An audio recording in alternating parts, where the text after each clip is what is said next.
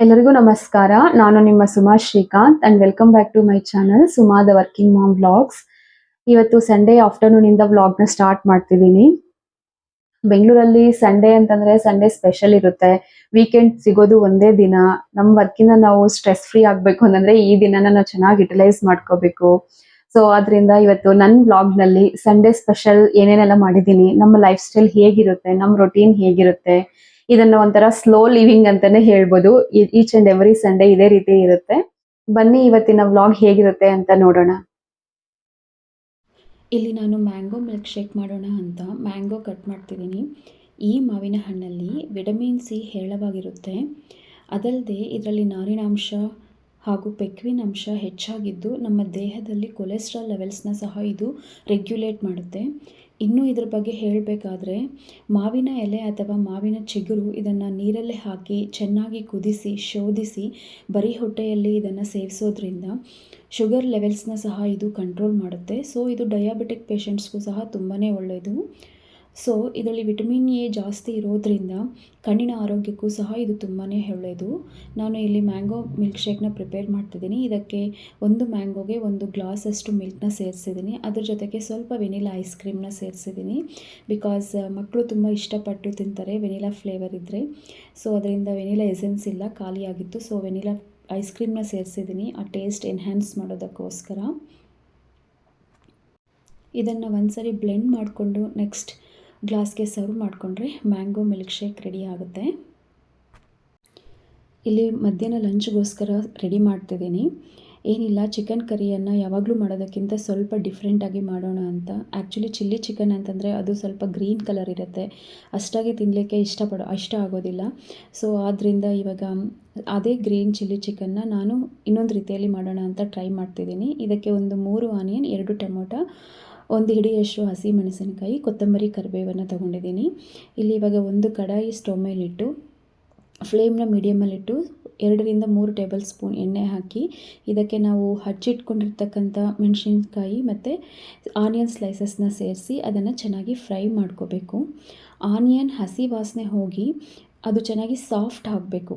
ನಮಗೆ ಆ ಒಂದು ಅರೋಮಾ ಅನ್ನೋದು ಬರಬೇಕು ಆನಿಯನ್ ಫ್ರೈ ಆಗಿರೋದು. ಸೊ ಆವಾಗ ಅದನ್ನು ನಾವು ಮಿಕ್ಸಿ ಬ್ಲೆಂಡರ್ಗೆ ತೊಗೊಂಡು ಅದನ್ನು ಗ್ರೈಂಡ್ ಮಾಡ್ಕೋಬೇಕಾಗತ್ತೆ.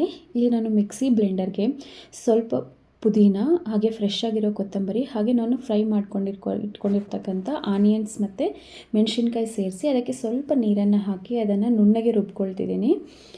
ಇದನ್ನು ಯಾಕೆ ಹಾಕ್ತಿದ್ದೀನಿ, ಅದೇ ರೀತಿಯೂ ಹಾಕ್ಬೋದು, ಬಟ್ ಈ ಥರ ಮಾಡ್ಕೊಳ್ಳೋದ್ರಿಂದ ನಮಗೆ ಸ್ವಲ್ಪ ಚಿಕನಲ್ಲಿ ಆ ಫ್ಲೇವರ್ ಅನ್ನೋದು ಚೆನ್ನಾಗಿ ಅಬ್ಸರ್ವ್ ಆಗುತ್ತೆ.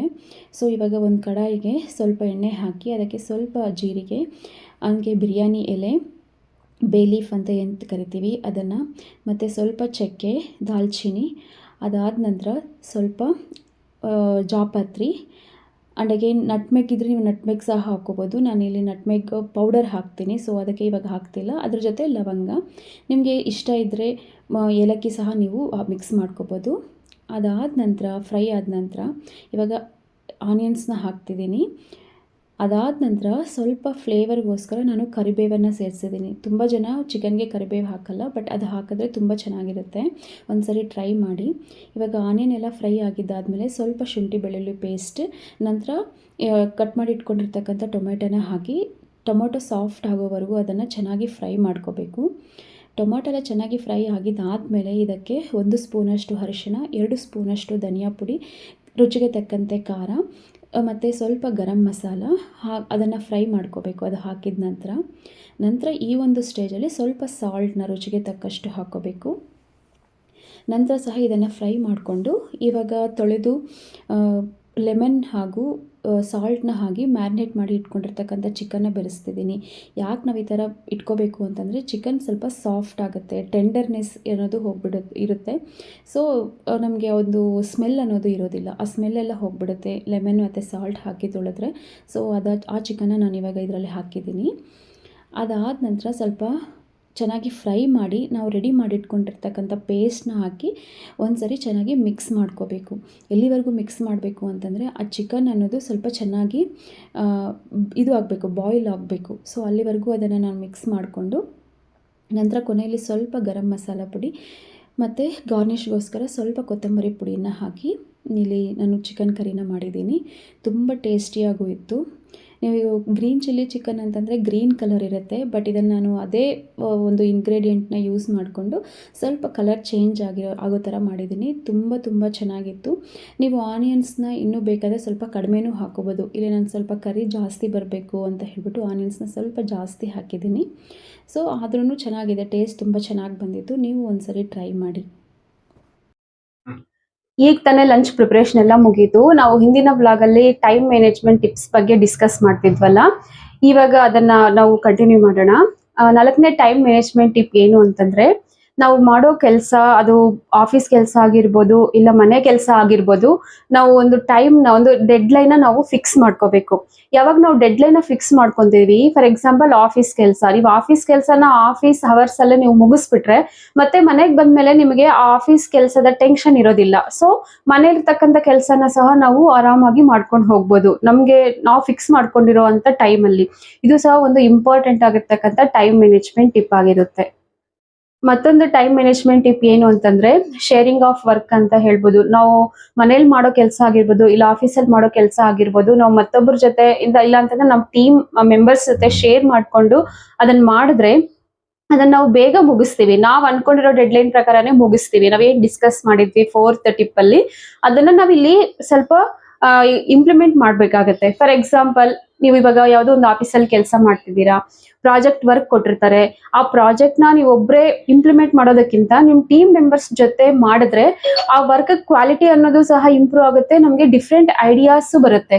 ಸೊ ಆದ್ರಿಂದ ನಿಮ್ಗೆ ವರ್ಕ್ ಟೆನ್ಷನ್ ಅನ್ನೋದು ನೀವು ಅಲ್ಲೇ ಮರ್ತೋಗ್ಬಿಡ್ತೀರಾ, ಯಾಕಂದ್ರೆ ನಿಮ್ ವರ್ಕ್ ಅಲ್ಲಿ ಫಿನಿಶ್ ಆಗ್ಬಿಡುತ್ತೆ. ಸೊ ನೀವು ಮನೆಯಲ್ಲೂ ಅಷ್ಟೇ, ಮನೆಯಲ್ಲಿ ಯಾರ ಜೊತೆ ನಾವು ಕೆಲಸ ಶೇರ್ ಮಾಡ್ಕೋಬೇಕು, ನಾವು ಮಾಡೋ ಕೆಲಸ ನಾವೇ ಮಾಡ್ಬೇಕು ಅಂತ ಅನ್ಕೊಂಡಿದಿರಲ್ಲ.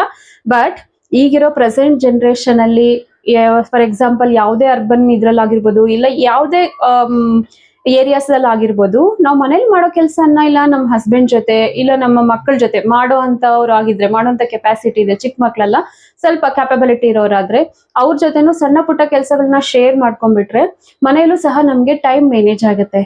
ಸೊ ನಾವು ಮಾಡ್ಬೇಕು ಅನ್ಕೊಂಡಿರೋ ಕೆಲಸನೆಲ್ಲಗಳನ್ನು ಸಹ ನಾವು ಮಾಡ್ಕೋಬಹುದು. ನಂತರ ಡಿನ್ನರ್ಗೋಸ್ಕರ ಇಲ್ಲಿ ನಾನು ಮಶ್ರೂಮ್ ಫ್ರೈ ಮಾಡಬೇಕಂತ ಪ್ರಿಪೇರ್ ಮಾಡ್ತಿದ್ದೀನಿ. ಮಶ್ರೂಮ್ನ ಚೆನ್ನಾಗಿ ತೊಳೆದು ಅದ್ರ ಮೇಲೆ ಇರ್ತಕ್ಕಂಥ ಒಂದು ಲೇಯರ್ನ ತೆಗೆದು ಚೆನ್ನಾಗಿ ತೊಳೆದು ತೊಗೊಂಡಿದ್ದೀನಿ. ಕಟ್ ಮಾಡಿದ ನಂತರ ಇದನ್ನು ಒಂದು ಕಡಾಯಲ್ಲಿ 2-3 ಟೇಬಲ್ ಸ್ಪೂನ್ ಆಗೋಷ್ಟು ಎಣ್ಣೆ ಹಾಕಿ ಅದನ್ನು ಚೆನ್ನಾಗಿ ಫ್ರೈ ಮಾಡಬೇಕು. ಆ ಒಂದು ಹಸಿ ವಾಸನೆ ಹೋಗೋವರೆಗೂ ನಾವು ಅದನ್ನು ಫ್ರೈ ಮಾಡ್ಕೋಬೇಕು. ಇದರಲ್ಲೂ ಸಹ ಫ್ರೈ ಮಾಡಬೇಕಾದ್ರೆ ಕೆಲವೊಂದು ಮಶ್ರೂಮ್ಸಲ್ಲಿ ಸ್ವಲ್ಪ ನೀರು ಅನ್ನೋದು ಬರುತ್ತೆ, ಆ ನೀರೆಲ್ಲ ಅಬ್ಸಾರ್ಬ್ ಆಗೋವರೆಗೂ ಫ್ರೈ ಮಾಡಬೇಕು. ಬೇಗ ಫ್ರೈ ಆಗಬೇಕು ಅಂತಂದರೆ ಒಂದು ಟಿಪ್ ಏನು ಅಂತಂದರೆ, ನೀವು ಸಾಲ್ಟ್ನ ಬೆರೆಸ್ಕೋಬೋದು. ಸಾಲ್ಟ್ನ ಹಾಕಿದ್ರೆ ಅದು ಬೇಗ ಫ್ರೈ ಆಗುತ್ತೆ. ಸೊ ಅದಾಗಿದ ನಂತರ ಅದೇ ಕಡಾಯಿಗೆ ನಾನು ಸ್ವಲ್ಪ ಎಣ್ಣೆ ಹಾಕ್ತಿದ್ದೀನಿ. ಎಣ್ಣೆ ಬಿಸಿ ಆದ ನಂತರ ಸ್ವಲ್ಪ ಬಿರಿಯಾನಿ ಪದಾರ್ಥ ಎಲ್ಲ ಹಾಕ್ತಿದ್ದೀನಿ. ಅದನ್ನೆಲ್ಲ ಹಾಕಿದ ನಂತರ ಫ್ರೈ ಆಗಿದ ನಂತರ ಆನಿಯನ್ನ ಸೇರಿಸ್ತಿದ್ದೀನಿ. ಆನಿಯನ್ನ ಒಂದು ಸರಿ ಫ್ರೈ ಮಾಡಿಕೊಂಡು ನೆಕ್ಸ್ಟ್ ಇವಾಗ ಅದೇ ಟೈಮಲ್ಲೇ ನಾನು ಗ್ರೀನ್ ಚಿಲ್ಲಿನ ಸಹ ಸೇರಿಸ್ತಿದ್ದೀನಿ. ಗ್ರೀನ್ ಚಿಲ್ಲಿ ಆದಮೇಲೆ ಅದನ್ನು ಚೆನ್ನಾಗಿ ಫ್ರೈ ಮಾಡಿದ್ದಾದಮೇಲೆ ಹಸಿ ವಾಸನೆ ಎಲ್ಲ ಹೋಗಿದ್ದಾದಮೇಲೆ ನಾವು ಶುಂಠಿ ಬೆಳ್ಳುಳ್ಳಿ ಪೇಸ್ಟನ್ನು ಹಾಕಿ ಮಿಕ್ಸ್ ಮಾಡ್ಕೋಬೇಕು. ಅದೇ ಟೈಮಲ್ಲೇ ನಾವು ಟೊಮೊಟೊನ ಸಹ ನಾವು ಹಾಕ್ಕೋಬೇಕು. ಟೊಮೊಟೊ ಸಾಫ್ಟ್ ಆಗೋವರೆಗೂ ಅದನ್ನು ಚೆನ್ನಾಗಿ ಫ್ರೈ ಮಾಡಿಕೊಂಡು ನಂತರ ಇದಕ್ಕೆ ಅರಿಶಿನ ಆ್ಯಸ್ ಯೂಶುವಲ್, ಧನಿಯಾ ಪುಡಿ, ಗರಂ ಮಸಾಲ, ಸ್ವಲ್ಪ ಸಾಲ್ಟ್ ಮತ್ತು ರುಚಿಗೆ ತಕ್ಕಷ್ಟು ಖಾರನ ಹಾಕಿ ಅದನ್ನು ಒಂದು ಸರಿ ಮಿಕ್ಸ್ ಮಾಡಿಕೊಂಡು ನಂತರ ಕೊನೆಯಲ್ಲಿ ನಾವು ಏನು ಫ್ರೈ ಮಾಡಿ ಇಟ್ಕೊಂಡಿದ್ವಲ್ಲ ಆ ಒಂದು ಮಶ್ರೂಮ್ಸನ್ನು ನಾವು ಇದಕ್ಕೆ ಸೇರಿಸ್ಕೋಬೇಕು. ಮಶ್ರೂಮ್ ಹಾಕಿದ ಮೇಲೂ ಸಹ ನಾವು ಇದನ್ನು ಒಂದು ಸರಿ 1-2-3 ನಿಮಿಷಗಳ ಕಾಲ ಇದನ್ನು ಫ್ರೈ ಮಾಡ್ಕೋಬೇಕು. ಯಾಕಂತಂದರೆ ಒಂದು ಉಪ್ಪು ಖಾರ ಎಲ್ಲ ಸಹ ಮಶ್ರೂಮ್ಗೆ ಹೋಗಬೇಕು, ಇಲ್ಲಾಂತಂದರೆ ನಾವು ಬರೀ ಫ್ರೈ ಮಾಡಿರೋ ಮಶ್ರೂಮ್ನ ತಿನ್ನೋಕ್ಕಾಗಲ್ಲ. ಸೊ ಇವಾಗ ಒಂದು ಫ್ರೆಶ್ ಕೊರಿಯಾಂಡರ್ ಹಾಕಿ ನಾನು ಅದನ್ನು ಗಾರ್ನಿಷ್ ಮಾಡ್ಕೊಳ್ತಿದ್ದೀನಿ. ನೋಡಿ, ರುಚಿಯಾದ ಮಶ್ರೂಮ್ ಫ್ರೈ ರೆಡಿ ಆಗೋಯಿತು. ಇದಕ್ಕೆ ಕಾಂಬಿನೇಷನ್ ಆಗಿ ನಾನಿವತ್ತು ಹೆಲ್ತಿಯಾಗಿ ಪುಲ್ಕ ಮಾಡ್ತಿದ್ದೀನಿ. ಇದರ ಜೊತೆಗೆ ಚಪಾತಿನೂ ತುಂಬ ಟೇಸ್ಟಿಯಾಗಿರುತ್ತೆ. ಆದರೆ ನಮ್ಮ ಮನೆಯಲ್ಲಿ ನಾವು ಆಯಿಲ್ ಜಾಸ್ತಿ ತಗೊಳ್ಳೋದಿಲ್ಲ, ಸೊ ಅದರಿಂದ ನಾನು ಇವಾಗ ಮಶ್ರೂಮ್ ಫ್ರೈಗೂ ಆಯಿಲ್ ಹಾಕಿರೋದ್ರಿಂದ ಇವಾಗ ಇಲ್ಲಿ ಪುಲ್ಕನೇ ಮಾಡ್ತಿದ್ದೀನಿ. ಪುಲ್ಕ ಜೊತೆಗೆ ಮಶ್ರೂಮ್ ಫ್ರೈ ಒಳ್ಳೆ ಕಾಂಬಿನೇಷನ್ ಅಂತಲೇ ಹೇಳ್ಬೋದು. ಪುಲ್ಕನ ಈ ರೀತಿ ಉಬ್ಬಿ ಬರೋ ಥರ ಸಾಫ್ಟಾಗಿ ಮಾಡ್ಕೊಂಡು ತಿಂದರೆ ತುಂಬ ಹೆಲ್ತಿಯಾಗಿರುತ್ತೆ, ಟೇಸ್ಟಿಯಾಗೂ ಇರುತ್ತೆ. ಮತ್ತೆ ನೆಕ್ಸ್ಟ್ ಟೈಮ್ ಮ್ಯಾನೇಜ್ಮೆಂಟ್ ಟಿಪ್ ಬಂದ್ಬಿಟ್ಟು ವೆರಿ ವೆರಿ ಇಂಪಾರ್ಟೆಂಟ್ ಆಗಿರೋದು ಸೆಲ್ಫ್ ಕೇರ್ ಅಂತಾನೆ ಹೇಳ್ತೀನಿ. ನೀವು ಅನ್ಕೋಬಹುದು ಸೆಲ್ಫ್ ಕೇರ್ಗೂ ಟೈಮ್ ಮ್ಯಾನೇಜ್ಮೆಂಟ್ಗೂ ಏನ್ ರಿಲೇಷನ್ ಇದೆ ಅಂತ. ನಮಗೆ ನಾವು ಟೈಮ್ನ ತಗೋಬೇಕು. ನಾವು ಇವಾಗ ಹೊರಗಡೆ ಕೆಲಸ ಮಾಡ್ತೀವಿ, ಮನೆಯಲ್ಲೂ ಕೆಲಸ ಮಾಡ್ತೀವಿ. ನಮಗೆ ಅಂತ ಒಂದು ಟೈಮ್ನ ನಾವು ಫಿಕ್ಸ್ ಮಾಡ್ಕೋಬೇಕು. ಅದರಲ್ಲಿ ನಿಮ್ಮ ಬಗ್ಗೆ ನೀವು ಥಿಂಕ್ ಮಾಡ್ಕೋಬೇಕು. ನಿಮ್ಮ ಸೆಲ್ಫ್ ಕೇರ್ ಆಗಿರ್ಬೋದು, ನಿಮ್ಮ ಹೆಲ್ತ್ ಆಗಿರ್ಬೋದು, ಯಾವುದೋ ಒಂದು ಫಾರ್ ಎಕ್ಸಾಂಪಲ್ ಅದು ನಿಮ್ಮ ತಾಯಿ ಜೊತೆ ಆಗಿದ್ರು ನೀವು ಹಂಚ್ಕೋಬಹುದು, ಇಲ್ಲ ನಿಮ್ಮ ಫ್ರೆಂಡ್ಸ್ ಜೊತೆ ನೀವು ಮಾತಾಡೋದಾಗಿರ್ಬೋದು. ನಿಮಗೆ ಅಂತ ಒಂದು ಟೈಮ್ನ ಫಿಕ್ಸ್ ಮಾಡಿಕೊಂಡು ಸೆಲ್ಫ್ ಕೇರ್ ತಗೊಳ್ಳೋದ್ರಿಂದ ನಮ್ಮ ಸ್ಟ್ರೆಸ್ ಅನ್ನೋದು ರಿಲೀಸ್ ಆಗುತ್ತೆ.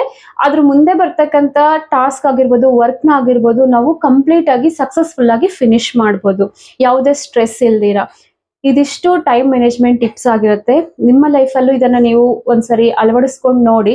ನಾನು ಏನು ಎಕ್ಸ್ಪೀರಿಯನ್ಸ್ ಮಾಡಿದ್ದೀನಿ ಈ ಟಿಪ್ಸ್ನ ಫಾಲೋ ಆಗಿ, ಅದನ್ನ ನಾನು ನಿಮ್ಮ ಜೊತೆ ಹಂಚ್ಕೊಂಡಿದ್ದೀನಿ. Thank you. ನೋಡಿದ್ರಲ್ಲ, ಇವತ್ತಿನ ವ್ಲಾಗ್ ಇದಾಗಿರುತ್ತೆ. ನಿಮ್ಗೆ ಏನಾದರೂ ವ್ಲಾಗ್ ಇಷ್ಟ ಆಗಿದ್ರೆ, ಸ್ವಲ್ಪನಾದರೂ ಯೂಸ್ಫುಲ್ ಅನಿಸಿದ್ರೆ ಪ್ಲೀಸ್ ಒಂದು ಲೈಕ್ ಮಾಡಿ, ನಿಮ್ಮ ಫ್ರೆಂಡ್ಸ್ ಆ್ಯಂಡ್ ಫ್ಯಾಮಿಲಿ ಜೊತೆ ಶೇರ್ ಮಾಡ್ಕೊಳ್ಳಿ. ನೀವು ಕೊಡೋ ಒಂದು ಲೈಕ್ ನನಗೆ ಒಂದು ದೊಡ್ಡ ಮೋಟಿವೇಶನ್ ಥರ ನಾನು ಭಾವಿಸ್ತೇನೆ. ಧನ್ಯವಾದಗಳು.